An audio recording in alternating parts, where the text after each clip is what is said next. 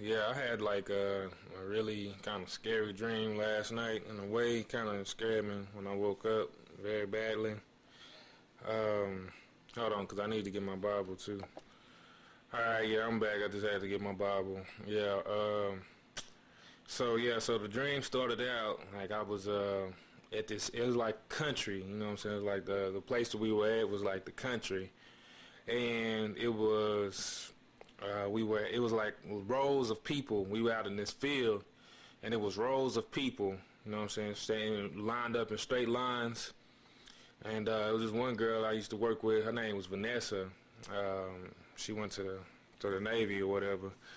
But she had a boyfriend or whatever, and that she liked or whatever, and she liked him, but it was something he wasn't doing right, and it upset her. You know what I'm saying? Like, it kind of embarrassed her in front of everybody. Like, it embarrassed her in front of everybody.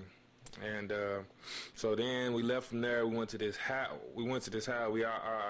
Me and some other people went to this house, and it was our neighbor's house, but they weren't at home, and we was in there just chilling or whatever. And then the neighbor, she came home. She was like a older white lady, probably about 30 something, young 30s, mid 30s. She came home and she was like, "Yeah, I just went to the grocery store, so I was just coming back, just coming back to, and she wasn't really mad that we was there, because like I said, it was like the country, in the country, people are a lot more friendly, a lot more, open and nice to people than they are in the city. Seems like to me, from my observation. And so because I think we was just out in there just chilling, watching movies or something. So they all left and I stayed. And when I stayed, that's when she came back.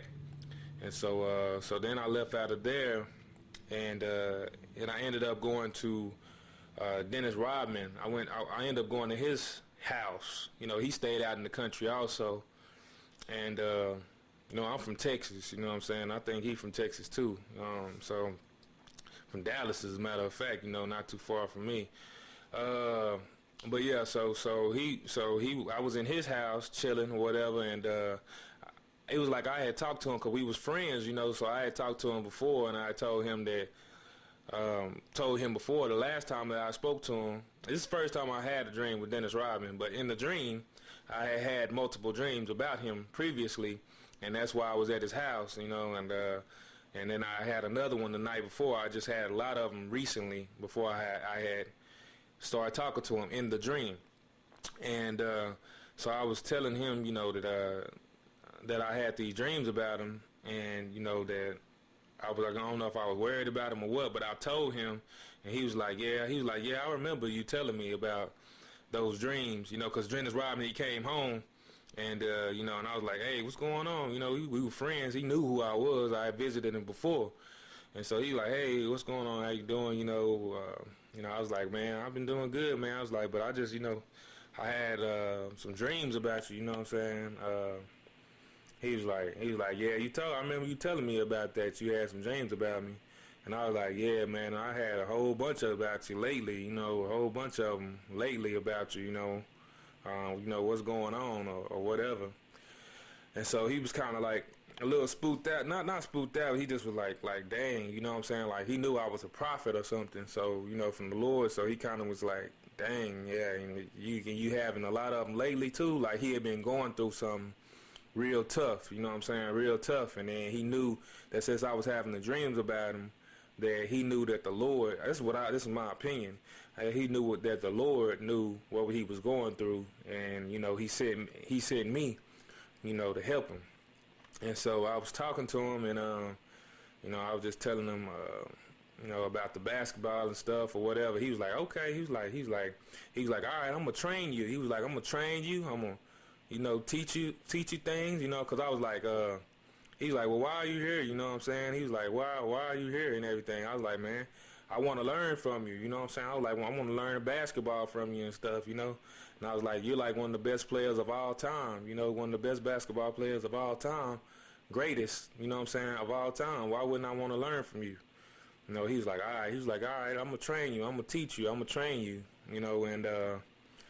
and then when he told me that, he started going into like saying, well, I'm gonna hook you up with this job at the airport or something like that.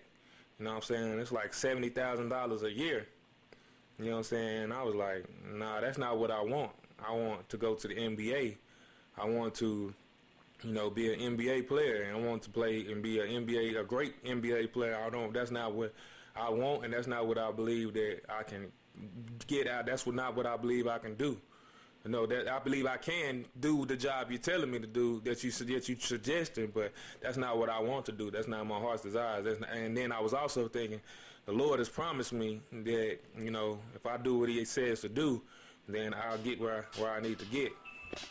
Yeah, man. So I was just telling him that, that shoot, he prophesied to me. That God. I didn't even tell him. I just was thinking that in my mind, like, God has told me that, if I do what He says do, that I'll be there, and get where He showed me that I do. Obviously, I get where I need to be, because otherwise He wouldn't show me the promises. He wouldn't show me being there unless I was gonna actually do the things that it takes to get there. And y'all pray for me, keep praying for me, because this is not an easy road. It's tough. It's obstacles. It's mind thing. I got people attacking me in my dreams also, and I had to call on Jesus last night, the night before. People don't want these demons, these evil people and evil principalities, invisible things that people can't see in the physical world. These things they know where I'm going. Well, they see prosperity coming my way, and they don't want me to get there. So they're gonna try and knock me off, as quick as possible, so I won't be a threat. Because the bigger I get, the more people I can save. The more people I can preach to, the more people will hear about me and my testimony. And then more people will be saved in Jesus' name. And so, so I'm talking to Dennis Rodman, and so he telling me about this job, but I'm like, man, look, man, I want to play basketball. That's what I'm going to do for a living. I don't care what nobody else say. 70,000 G's sounds real nice, but I'm worth more than that, and I can do more than that. And I was like, shit, I'll do your old ass, you know what I'm saying, while you talking, you know what I'm saying? I was like, what's the problem? I say, why you entered the league, the NBA, when you was 20, when you 25, you entered the league when you were 25. So I'm 26, so what's the difference between me and you? And I was like, yeah, I'll do you right now. I was like, you don't want to play me right now, huh? He's like, nah, I don't want to play you. I'm older now, you know what I'm saying? He was like, and I was like, you just stopped playing a year ago. And he was like, nah, I don't want to play. I probably don't want to play you right now. You might beat me right now. I'm old now. You know what I'm saying? I was like, yes, but it was cool, but, so then I think I left out of there after, talking to him or whatever. I left out of there, and I was still going to kick it with him and stuff, but I just left out of there and, started walking around the neighborhood, and it was like cars and stuff, and it was like a parking lot, a big parking lot and apartments everywhere, and I was walking, and I seen, so then when I was walking, I think I was in my car, but I ended up, when I got out of my car, I guess I drove somewhere. When I got out of my car, I seen Luke, my homeboy, Luke, and he was like, I was like, hey, what's up, Luke? He had cut his hair, you know what I'm saying? He usually had braids, but he had cut his hair. And I was like, what's up, Luke? He was like, what's up, and when he shook his hand or whatever, and he was like, you don't have nothing, you don't have nothing funny to say? He's like, usually you have something funny to say, man. I was like, man, nah, I ain't really got nothing funny to say right now, and then I didn't want to disappoint him or nothing, you know what I'm saying? So then, I guess I was like, you got, well, I don't know why he gave me like some pennies, you know what I'm saying? He gave me some pennies. He was like, hey, what's up? And he gave me some pennies, and I was like, all right, man, don't expect for me to pay this back. You know what I'm saying? I was just joking with him. He started laughing, and then he went into the house, went into his apartment, and my homeboy, I could see into the apartment. I seen Damien, my hooping buddy, my mentor, you know what I'm saying, one that's been taught me, he's a professional basketball player, you know what I'm saying, and been successful all his life, and he been teaching me, he took me under his wing, him and his brother Josh took me under their wing, and taught me a lot about basketball, and taught me moves and just worked me out, you know what I'm saying, stuff they did not have to do. And I give a lot of credit to them. When I got out of high school, I give a lot of credit to when I do make it, they are a big part of that, you know what I'm saying? Especially Damien, you know what I'm saying? He took me under his wing, and every time he came home, he worked, he worked with me, and you know what I'm saying? He took care of me, man, you know what I'm saying? Like, he showed me the ropes, you know what I'm saying? He showed me how to work hard and what to do, and he gave my game has expanded so much cause of him, man, and Josh, and I appreciate that, man. A whole lot, man. And so, you know what I'm saying, I was just like, what's up to them, and then I left and kept started walking some more. And then I seen P. Diddy, you know what I'm saying, Puff Daddy. I seen him come out of the department, and I was kind of surprised. I'm like, dang, this the country. It's like Texas, you know what I'm saying? I'm like, why is he, you know what I'm saying? I thought he was from New York, but he was like living here, you know what I'm saying? And it was a young P. Diddy though, you know what I'm saying? It seemed like he was younger or something. And he was coming out, and he was about to go to his car. And when he was going to his car, I looked at him and I seen him, and it was like a voice said, yeah, it was like, yeah, Biggie used to have to tell him, you know what I'm saying, you know what I'm saying, hey, this not really my style, you know what I'm saying, it's not really my style, because P. Diddy wanted him to be kind of commercialized, you know what I'm saying, like kind of a softer image, you know what I'm saying, from the hardcore, so much of the hardcore image. And it was like the voice was saying that, Biggie would have to tell him sometimes like, hey man, this not really my style, but I do it, you know what I'm saying, because you want me to do it, but this not really my style, I'm hardcore kind of thing, and that's what it was saying about P. Diddy and Biggie also.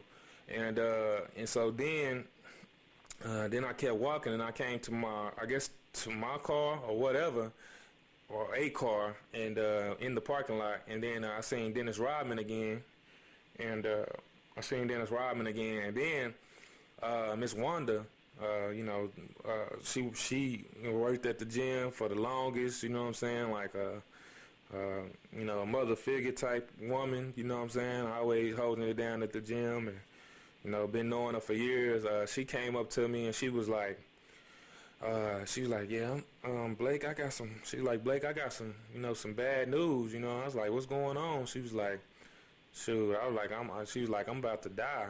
She was like, I'm about to die, and I was like, wondering like, what happened? You know what I'm saying? What did you hear that made you think that you're about to die? You know what I'm saying? And last time I had the dream been real. I mean, really. And last time I had a dream like this, when person, Miss Janie, she came and talked to me, you know what I'm saying, and told me she was disappointed because she was about to die.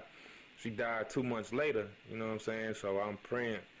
I pray that Miss Wanda don't die. I pray this means something else. I pray in Jesus' name, but I let the Lord's will be done, because I'm not finna fight nothing, you know what I'm saying. Whatever the Lord's will is his will, and I'm not gonna fight anything, you know what I'm saying. I'm not gonna pray that he, when he want to take his children, he take his children. I got no part in, no, nothing. I only thing I can do, pray that doesn't happen. But I have no say so, of course, because I'm a little piece of the pie, very little, nothing actually. When it comes down to it, I'm dust compared to the Lord, nothing. So yeah, she was like, she's like, yeah, I'm about to die, you know what I'm saying? And she was just like, I just wanted to tell you that, and I also wanted to tell you that, I'm very proud of you, and you've changed a lot, you've changed a lot. You grew up, and you're real, you know what I'm saying? Like, where a lot of these young kids, these young people, they're out here acting like they're serving the Lord, and worshiping and loving the Lord, but really they're living in sin. You really are real. You really are doing it. And I commend you for that. You really are doing that. And I appreciate that.